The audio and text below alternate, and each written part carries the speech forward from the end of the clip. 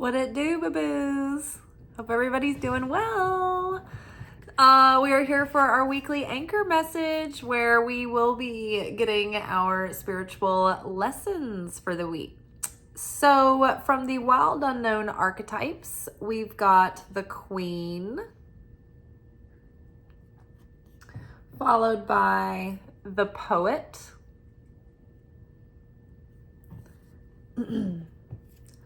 followed by the Heart,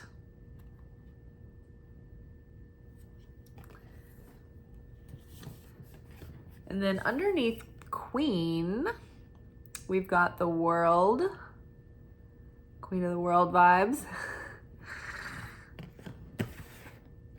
We've got underneath the Poet, we've got Strength.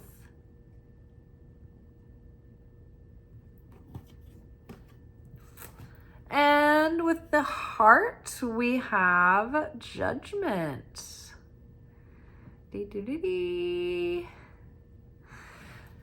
So yeah, I'm really loving this. So basically, our lessons for the week start by acknowledging the fact that we have come a long way to learn and embody our lessons.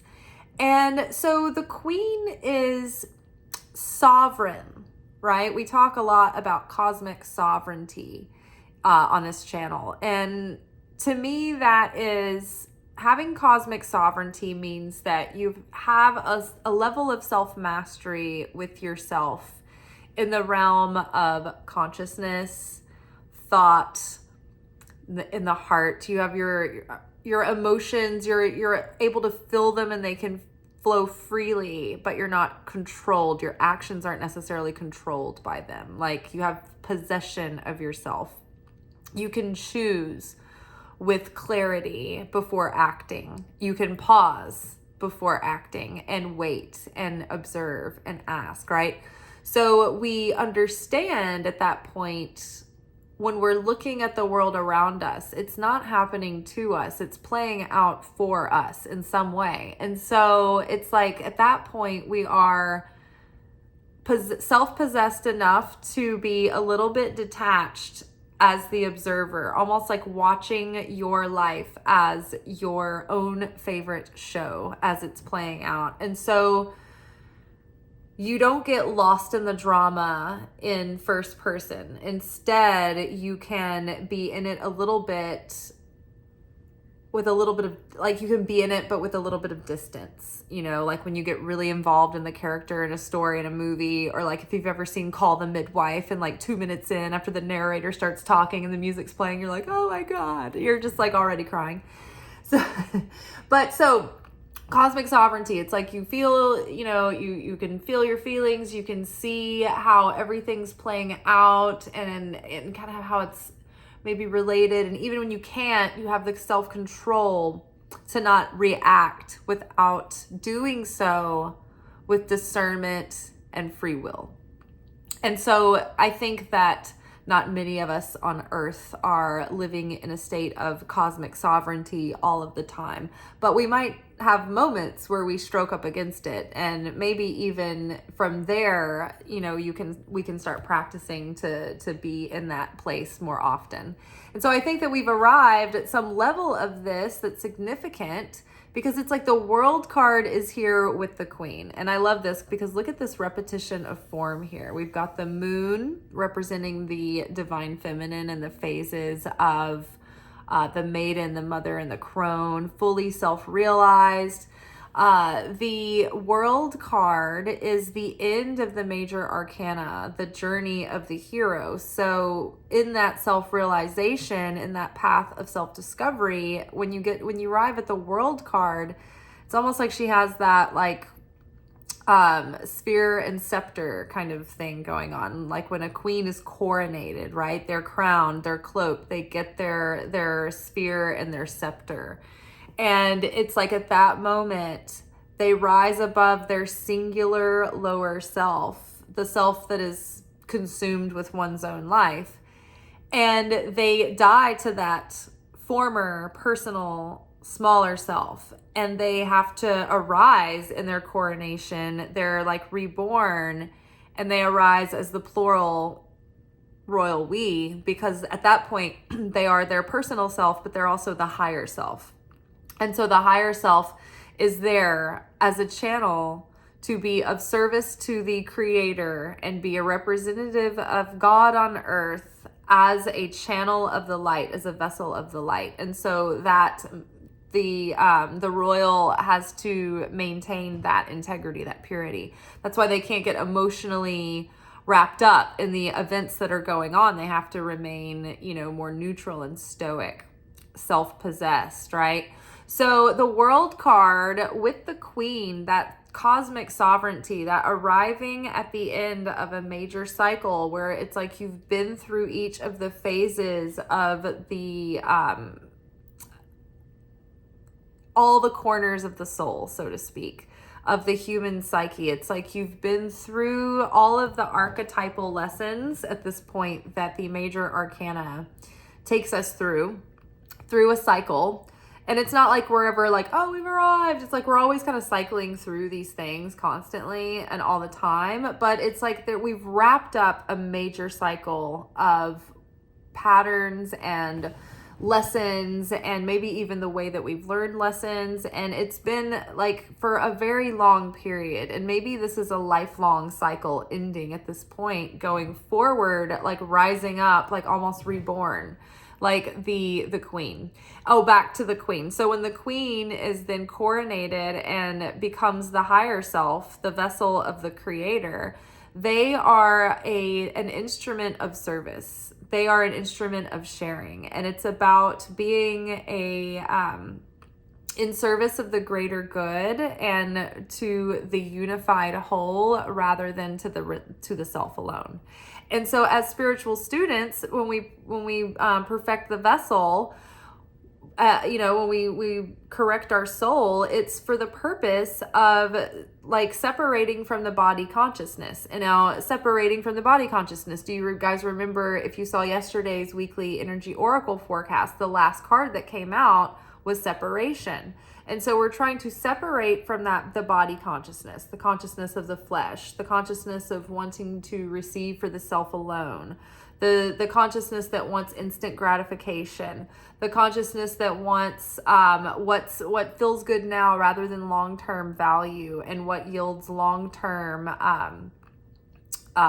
legacy, right? And what are we talking about with the queen here is the cosmic sovereignty, being able to have self-awareness as we go through our days, making decisions and choices based on not what feels good in this 1 second, but what's in alignment with my bigger goals, right?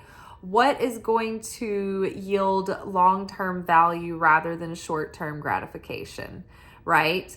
So the queen is capable of ruling the kingdom and making sound judgments and not being impulsive and being stable and secure and reliable. So the world card here is like, okay, we've come to the end of a long journey. We have like mastered a lesson or reached the end of a lesson, and it's like, now we're free to go in a new direction. So it's endings and beginnings, but it's like completion. It's like major graduation vibes. So I like to think of these two cards together as like a coronation. We're being prepared to go on to like this next leg of the journey where we're like one little step closer, one level. It's not one little step. It's like we're going into our next level where we can now begin to live with this consciousness that we've recently realized, right? The revelation that we've recently been able to kind of set. Let's set enough to where now we can have enough sovereignty and self-control to go forward and push against our patterns. And at least have a choice to make that free will decision on how we behave or how we choose or what we are choosing and what we are attracting into our life based on like self-awareness and choice. And I lost my train of thought.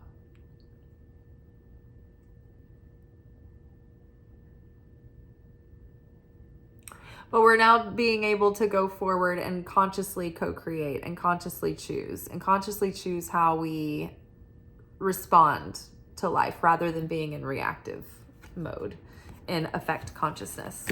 Maybe it'll come back to me. So from there, having like gone through all of these things, been through all of these experiences, you know, grown through it and become more mature, wiser, stronger, having more discernment, having been through the spectrum of experience and feeling and whatnot, we can now take the strength that we have drawn upon and use that to like use all that we've learned and share it and use it to try to help others, right? So the poet is here with strength. The strength card, it doesn't talk about like a domineering strength. It's like an inner strength that is this deep abiding certainty that comes through coming through things, you know, and getting to the other side of them. And, you know, life can break you down and it can make you sour and it can make you hopeless and hard and bitter, or it can make you more resilient and more open and more less attached, so more serene even, you know. You're like I've been through so much, like it's like normal things that make people like, oh, you're just like, oh, it's another day, you know. It's like have you ever seen those movies where like the helicopter arrives in Vietnam and they've just touched down on base and the new privates are showing up, and like the colonel like comes to get him and he's like, come on, and he's showing him around and he's got like a cigar and there's like fire, like active fire going on around them. There's like, you know, guns going off. There's like starting to be explosions in the distance, and you know, you see something blow up over there, and then he's like, toilet's over there. You know, there's where we eat. They're like, should we be worried? You're like, nah. It's like, are we under active attack? Yeah. Like, no big deal.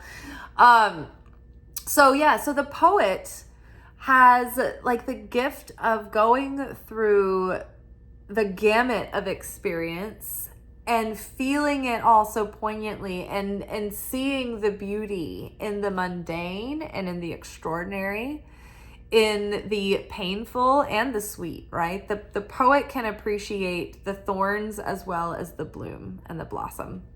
And so the strength card here, it's like a gentle strength. It's like a deep, abiding serenity that actually gives you such a peace and a sense of fulfillment that it brings fulfillment and peace to like your environment and the people and the creatures around you.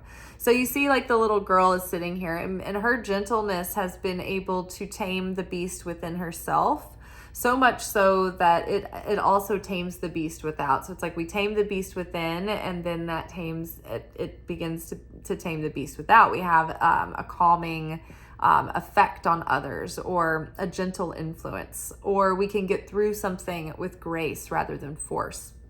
So the gift that the poet has is to experience life with such a vivid lens and be able to express and communicate that experience. But not just that, the thing that the poet does, they alchemize their experiences and their feelings and their memories and their fear and their lack and their pain and all the things. The poet takes every bit of it, none of it goes to waste, and they alchemize it into something that can reflect beauty through what they've been through, even the hard times, especially the hard times. I mean, think about artists. It's like they almost worry that if their life goes too well, they won't have anything anything to write about. They won't have anything to create.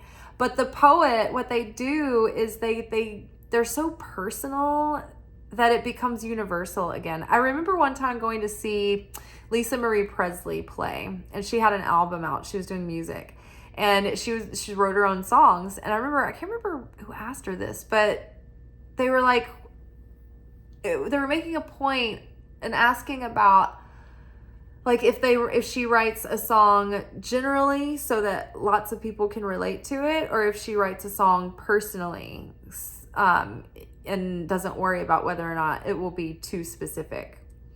And she said something really great. She was like, I find that the more personal I make it, the more universal it becomes. And people respond to the true feeling that you're moved by your story, but they recognize their own feelings in that story.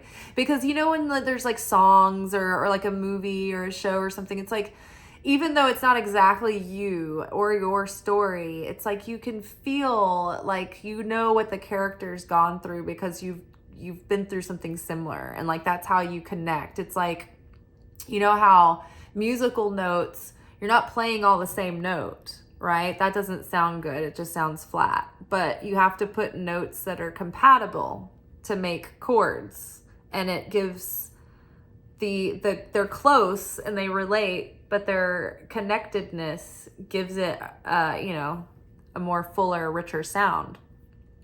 So the poet makes this magic out of their own personal experience that actually becomes a mirror that allows others to feel seen and understood and not so alone. It's like, even though the poet is talking about like their own, experience with this and that and how they perceive life and whatnot, it's like the audience loves the poetry so much because it strikes a chord within them. Love how that all came together.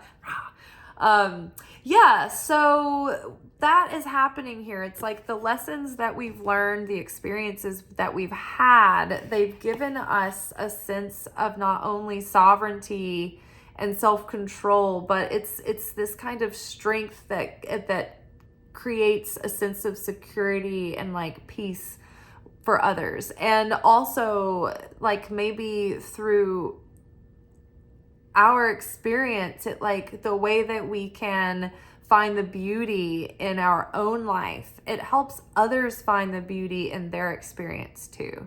Because sometimes it's not easy to see. And so it doesn't have to be anything extreme. Many times the poet just breaks down the most mundane moment. But because we've never taken a moment to really appreciate and soak in something so simple, it's like it just passes through and we don't realize, we don't appreciate it, right? So even in a mundane situation, it's like we can help others find the beauty in their life. One of my missions in life is to help people. Like, the reason I wanted to be a spiritual teacher and coach was that not only did I want to help people awaken from the part of their mind that keeps them suffering and out of control, and I wanted them to be able to start to understand how to get a hold of your thoughts and be able to master your mind. I used to have like miserable like thoughts and just plagued with like memories and painful things, and just getting on rants in my head. And when you like have these like things in your head that never even happen, it's like I didn't realize that like I was getting myself so worked up and it was putting me in these emotional states. And I just thought, I wish I could get rid of these thoughts. I didn't understand that it was a choice, that you could discipline yourself to just change the channel. And it was a practice that I learned after a long time of trying really hard. But also when I learned about, it was honestly, as cheesy as it sounds, but someone gave me or told me about the documentary The Secret. I didn't read the book, but I watched the documentary. And it was probably in 2010. I was like on the verge of a nervous breakdown. I worked at a brewery on Lower Broadway and 2nd Avenue and had nearly been driven insane. No joke. And I watched that documentary, and at around the same time, I'd also seen What the Bleep Do We Know? So I totally was like already feeling that whole quantum connections and our consciousness has something to do with it. And somebody recently had showed me Jane Roberts channeling Seth, and it's like, oh, okay, it's all about the consciousness, right? And so when I started to practice the journey of self-mastery, not like I'm there, but like we get better, you know, it's like jogging, right? You build, you know, endurance, but if you don't go running for a while, it's like, you know, it's hard. You got to keep it up. So yeah, the self-mastery, it started to come from like just seeing the movie The Secret and realizing that we could have more self-control and control over our thoughts and our feelings, and we could actually cultivate those after a while. So I can't remember how we got on that tangent, but it needed to happen, I guess. And so the heart here, it's like, okay, so the heart has been healed, or we've been working on healing the heart so that we have sound judgment. Judgment, dun, dun, dun, dun, is the card that comes just before the world card. It's like if the world is graduation, judgment is final exams. And so have you learned your lesson? Are you able to have this awakening and renewal and a change of consciousness, right? Because if this is like, I've arrived, I am in my coronation, I'm in my graduation, that means that this is the epiphany moment where you have the wake up call and where you're reborn and you're like, oh, I see it all so clearly now. And once I've seen it, I can't unsee it and I'm not going back. So it's like you get to go to the next level. But it's also like Judgment Day. And we also talk about this on the channel a lot. Every night you have a miniature death when you're asleep, where your soul goes up to the upper realms and you stand before the council, the judges and your spirit team, and you go over the plays of the day. Yeah, like how'd you play today? How'd you do in the game of life? Did you overcome anything in yourself? Did you overcome any darkness? Were you able to grow? Were you able to forgive? Were you able to, complete something that you wanted was important to you? Like, did you make this day valuable? Did you change any of your darkness to light? Did you share? Did you bring more light into the world? So every day we have this miniature judgment day. And based on the results of that day, they're going to write the script for tomorrow. And so maybe something that was going to be kind of shitty for tomorrow gets changed because you put in the effort today, So this is like with the heart and with the judgment. It's like we have been searching our heart for a long time. And if your heart is broken and it needs a lot of healing, you're not going to have clear judgment. Because the heart is an information processor, but if it's got a lot of, like, think of a computer, it's got viruses, in it, and there's a lot that hasn't been processed, then your heart isn't going to process the information properly. It's going to misperceive, or you're going to have like the outer layers giving you messages, but you won't be able to hear the inner layers, your heart of hearts. And so, and there's scripture, I don't know where it is in the Bible or whether it's in the Torah or the Zohar, but it talks about the heart, like the inner temple, the center of the heart being surrounded by thorns, right? And those thorns are full of scorpions and snakes. And it's guarded like that because that's where all the pain and the darkness and the scariness is and the brokenness. And we have to go through that and face it and head on and be in it and listen to it before we can get to the silent, peaceful, still waters at the center. It's like otherwise that chaos is always going to be there until we go through it into the center and we can find that silent center within. And this silent center is where we're connected to Holy Spirit and to the Christ consciousness, and to the Christ center, into Mashiach consciousness. And so it takes work, and it takes having faced those thorns and the scorpions and the snakes and the scaries and the heartbreak and the wounds and the disappointments and the failure and the perception of failure and the shame and all of it. Like, you've got to go through it all. Got to hear all the, the noise before you get to that center. And so it's from that center where we have that awakening. We connect with the epiphany, the revelation, that then allows for us to be born again, to die to the old self and be resurrected. And so Judgment Day, it's like, dun, dun, dun, dun, are you going to show up now for your destiny? Are you going to step into your destiny? Or are you going to keep going over the same patterns from the past and live out a fated life, right? Because you're not acting upon your better judgment that you've earned, that you've gone through painstaking, blood, sweat, and tears to earn, right? So it's time to follow our heart of hearts and live from the heart, right? Make choices from the purest part of our heart, right? And not the stormy parts. I'm trying to think if there's anything else. I think that was it.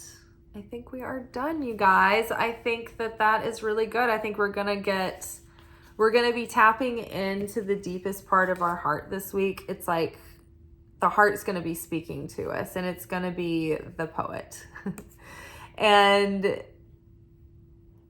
there's also this aspect of us that feels very like the queen ready to take the throne in the kingdom and ready to like move into this next level. But there is still also like so much of a poetic heart there too, and gentle strength and love, but also the ability to go forward and co-create a life now with God from a place of higher consciousness and more intention and higher judgment, closer to that higher self that already exists somewhere, and she already has the owner's manual, or he or they. Y'all, I will see you tomorrow for our weekly manifestation oracle message. Until then, ciao.